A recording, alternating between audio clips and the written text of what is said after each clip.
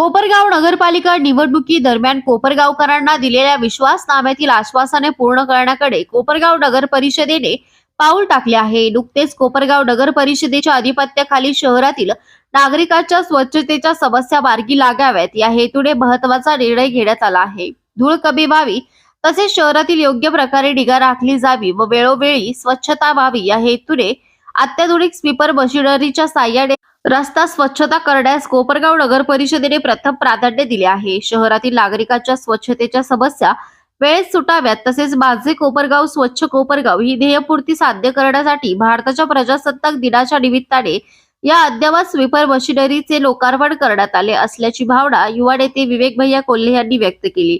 भारताच्या प्रजासत्ताक दिनानिमित्त आयोजित या उद्घाटनास युवा नेते विवेक भैया कोल्हे, नगर अध्यक्ष पराग सरदार, उपनगर अध्यक्ष जितेंद्र रणशूर, आरोग्य सभापती वैभव आढाव तसेच नगरसेवक, नगरसेविका व नगर परिषदेचे कर्मचारी, पदाधिकारी, कार्यकर्ते मोठ्या संख्येने उपस्थित होते। या अत्याधुनिक स्वीपर मशीनमुळे शहरातील रस्ते अधिक स्वच्छ, सुरक्षित व धूळमुक्त राहण्यास मदत होणार असून नागरिकांच्या आरोग्याच्या दृष्टीनेही हा उपक्रम महत्त्वाचा ठरणार आहे।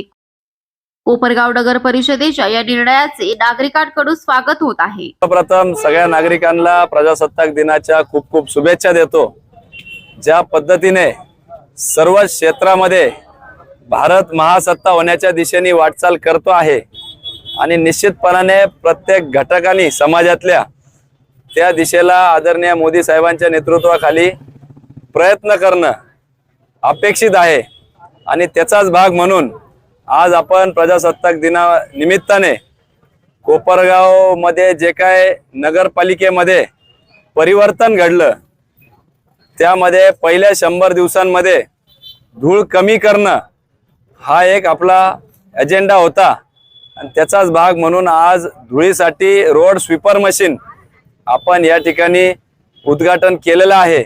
अत्याधुनिक पद्धतीचं असं रोड स्वीपर मशीन डिवायडरला लगतची असलेली धूळ, त्याचप्रमाणे धूळ गोळा करताना उडणारी धूळ सुद्धा कमी व्हावी याकरता वॉटर स्प्रे अशा पद्धतीचं अत्याधुनिक पद्धतीचं मशीन आज आपण या निमित्ताने लोकार्पण केलेलं आहे। अजून बऱ्याच गोष्टी येत्या काही दिवसांमध्ये कार्यान्वित करायच्या आहे। ही आता सुरुवात या निमित्ताने केलेली आहे।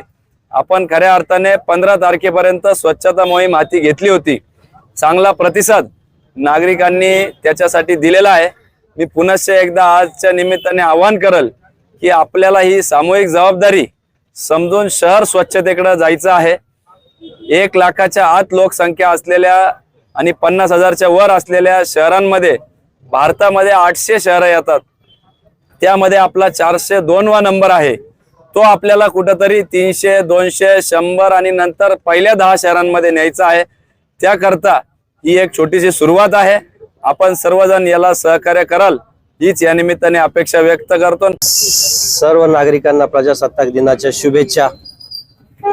आताच आपण जे शहरात विविध क्षेत्रात काम चालू केलेलं आहे, स्वच्छ पाणी, धूळ कमी करणं, आरोग्याचं जे विवेक भाईंच्या मार्गदर्शनाखाली जो विश्वासनामा दिला होता त्यातली आणि 100 दिवसात काही कामं आपण लोकांना सांगितले होते का ते करणार, त्याचाच एक भाग म्हणून आज आपण हे रोड स्वीपर मशीन चालू केलं आहे का ज्याच्याने शहरातील धूळ कमी होण्यास मदत होणार आहे।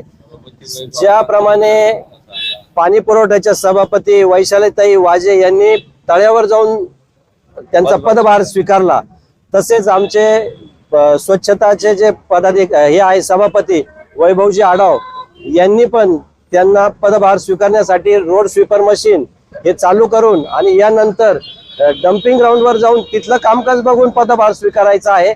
जेणेकरून पदभार नुसता स्वीकारायचा नाही तर कामकाज कसं चालतं आणि कामकाज स्वीकारून ते शहराला जास्तीत जास्त स्वच्छता कशी करून देता येईल याकरता तेच पदभार स्वीकारणार आहेत।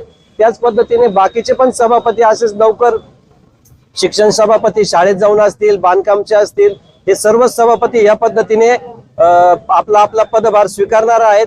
तर मी पण जनतेला एक आव्हान करतो की या स्वच्छतेच्या याच्यात आपलं पण सहकार्य गरजेचं आहे। कारण हे प्रत्येकाने जर आपण स्वतःहून जर शिस्त लावली का कचरा हा घंटागाडीत टाकायचा, रस्त्याच्या इतरत्र टाकायचा नाही, तर शहर लवकरच स्वच्छ आणि सुंदर होईल। आणि ते करत असताना ओला कचरा, सुका कचरा तो पण सेपरेट ठेवायचा आहे। तसेच ज्या ज्या नागरिकांच्या नळाला तोट्या नाही त्यांनी पण नळाला तोट्या बसून घ्यावे, जेणेकरून पाण्याचा अपव्यय कमी होईल आणि आपली पाण्याची अडचण कमी होणार आहे. तर म्हणून मी आपल्याला सगळ्यांना परत आव्हान करतो की सगळ्यांनी आपल्याला किंवा आपल्या आसपास जे कोणाच्या नळाला तोट्या नसतील त्यांनाही आपण थोडस विनंती करून त्यांना नळाला तोट्या बसवण्यास प्रवृत्त करावे. आणि शहराचा जो स्वच्छता असेल, आरोग्य असेल, हे जे कामकाज चालू आहे ते असंच अविरत आणि चांगल्या पद्धतीने चालू राहणार आहे. तर आताच विवेक भैयांनी एक संकल्पना मांडली का ज्यांच्या नळाला तोट्या नसतील त्यांच्या नळांना संजीवनी युवा प्रतिष्ठान मार्फत मोफत तोट्या बसून देणार आहे. हे पण एक स्वागतार्थ आहे. मी त्यांचे पण त्याबद्दल आभार मानतो आणि परत एकदा सर्व नागरिकांना प्रजासत्ताक दिनाच्या खूप खूप शुभेच्छा.